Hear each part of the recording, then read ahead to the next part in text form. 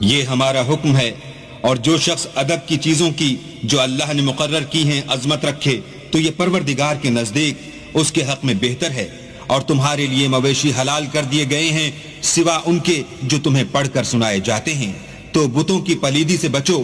اور جھوٹی بات سے اجتناب کرو، صرف ایک اللہ کے ہو کر اور اس کے ساتھ شریک نہ ٹھہرا کر۔ اور جو شخص کسی کو اللہ کے ساتھ شریک مقرر کرے تو وہ گویا ایسا ہے جیسے آسمان سے گر پڑے پھر اس کو پرندے اچک لے جائیں یا ہوا کسی دور جگہ اڑا کر پھینک دے۔ یہ ہمارا حکم ہے، اور جو شخص ادب کی چیزوں کی جو اللہ نے مقرر کی ہیں عظمت رکھے تو یہ فعل دلوں کی پرہیزگاری میں سے ہے۔ ان میں ایک وقت مقرر تک تمہارے لیے فائدے ہیں، پھر ان کو خانہ قدیم یعنی بیت اللہ تک پہنچنا اور ذبح ہونا ہے۔ اور ہم نے ہر ایک امت کے لیے قربانی کا طریق مقرر کر دیا ہے، تاکہ جو مویشی چار پائے اللہ نے ان کو دیے ہیں ان کے ذبح کرنے کے وقت ان پر اللہ کا نام لیں۔ سو تمہارا معبود ایک ہی ہے، تو اسی کے فرما بردار ہو جاؤ اور عاجزی کرنے والوں کو خوشخبری سنا دو۔ یہ وہ لوگ ہیں کہ جب اللہ کا نام لیا جاتا ہے تو ان کے دل ڈر جاتے ہیں، اور جب ان پر مصیبت پڑتی ہے تو صبر کرتے ہیں اور نماز آداب سے پڑھتے ہیں،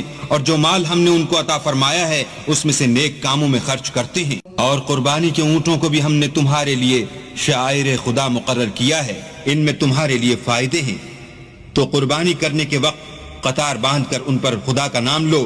جب پہلو کے بل گر پڑیں تو ان میں سے کھاؤ، اور قناعت سے بیٹھ رہنے والوں اور سوال کرنے والوں کو بھی کھلاؤ۔ اس طرح ہم نے ان کو تمہارے زیر فرمان کر دیا ہے تاکہ تم شکر کرو۔ اللہ تک نہ ان کا گوشت پہنچتا ہے اور نہ خون، بلکہ اس تک تمہاری پرہیزگاری پہنچتی ہے۔ اسی طرح اللہ نے ان کو تمہارا مسخر کر دیا ہے تاکہ اس بات کے بدلے کہ اس نے تم کو ہدایت بخشی ہے اسے بزرگی سے یاد کرو، اور اے پیغمبر نیکوکاروں کو خوشخبری سنا دو۔ اللہ تو مومنوں سے ان کے دشمنوں کو ہٹاتا رہتا ہے، بے شک اللہ کسی خیانت کرنے والے اور کفران نعمت کرنے والے کو دوست نہیں رکھتا۔ جن مسلمانوں سے خام و خواہ لڑائی کی جاتی ہے ان کو اجازت ہے کہ وہ بھی اڑیں، کیونکہ ان پر ظلم ہو رہا ہے، اور اللہ ان کی مدد کرے گا،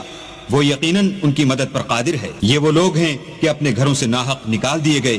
انہوں نے کچھ قصور نہیں کیا، ہاں یہ کہتے ہیں کہ ہمارا پروردگار اللہ ہے۔ اور اگر اللہ لوگوں کو ایک دوسرے سے نہ ہٹاتا رہتا تو راہبوں کے صومعے اور عیسائیوں کے گرجے اور یہودیوں کے عبادت خانے اور مسلمانوں کی مسجدیں جن میں اللہ کا بہت سا ذکر کیا جاتا ہے گرائی جا چکی ہوتی۔ اور جو شخص اللہ کی مدد کرتا ہے اللہ اس کی ضرور مدد کرتا ہے، بے شک اللہ توانا اور غالب ہے۔ یہ وہ لوگ ہیں کہ اگر ہم ان کو ملک میں دسترس دیں تو نماز پڑھیں اور زکوٰۃ ادا کریں اور نیک کام کرنے کا حکم دیں اور برے کاموں سے منع کریں، اور سب کاموں کا انجام اللہ ہی کے اختیار میں ہے۔ اور اگر یہ لوگ تم کو جھٹلاتے ہیں تو ان سے پہلے نوح کی قوم اور عاد اور سمود بھی اپنے پیغمبروں کو جھٹلا چکے ہیں، اور قوم ابراہیم اور قوم لوط بھی، اور مدین کے رہنے والے بھی، اور موسیٰ بھی تو جھٹلائے جا چکے ہیں۔ لیکن میں کافروں کو مہلت دیتا رہا، پھر ان کو پکڑ لیا، تو دیکھ لو کہ میرا عذاب کیسا سخت تھا۔ اور بہت سی بستیاں ہیں کہ ہم نے ان کو تباہ کر ڈالا کہ وہ نافرمان تھیں،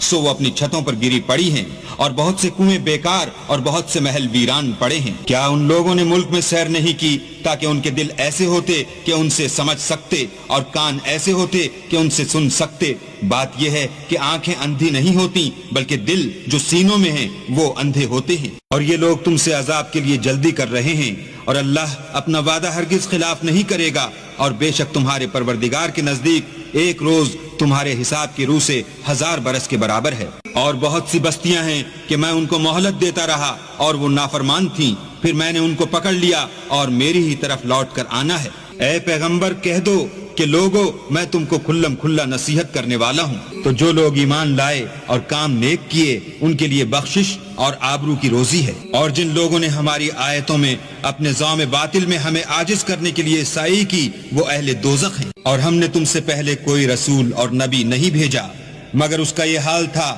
کہ جب وہ کوئی آرزو کرتا تھا تو شیطان اس کی آرزو میں وسوسہ ڈال دیتا تھا، تو جو وسوسہ شیطان ڈالتا ہے اللہ اس کو دور کر دیتا ہے، پھر اللہ اپنی آیتوں کو مضبوط کر دیتا ہے، اور اللہ علم والا اور حکمت والا ہے۔ غرض اس سے یہ ہے کہ جو وسوسہ شیطان ڈالتا ہے اس کو ان لوگوں کے لیے جن کے دلوں میں بیماری ہے اور جن کے دل سخت ہیں ذریعہ آزمائش ٹھہرائے، بے شک ظالم پرلے درجے کی مخالفت میں ہیں۔ اور یہ بھی غرض ہے کہ جن لوگوں کو علم عطا ہوا ہے وہ جان لیں کہ وہ یعنی وہی تمہارے پروردگار کی طرف سے حق ہے، تو وہ اس پر ایمان لائیں اور ان کے دل اللہ کے آگے عاجزی کریں، اور جو لوگ ایمان لائے ہیں اللہ ان کو سیدھے رستے کی طرف ہدایت کرتا ہے۔ اور کافر لوگ ہمیشہ اس سے شک میں رہیں گے یہاں تک کہ قیامت ان پر ناگہاں آ جائے یا ایک نامبارک دن کا عذاب ان پر آ واقع ہو۔ اس روز بادشاہی اللہ ہی کی ہوگی اور وہ ان میں فیصلہ کر دے گا، تو جو لوگ ایمان لائے اور عمل نیک کرتے رہے وہ نعمت کے باغوں میں ہوں گے۔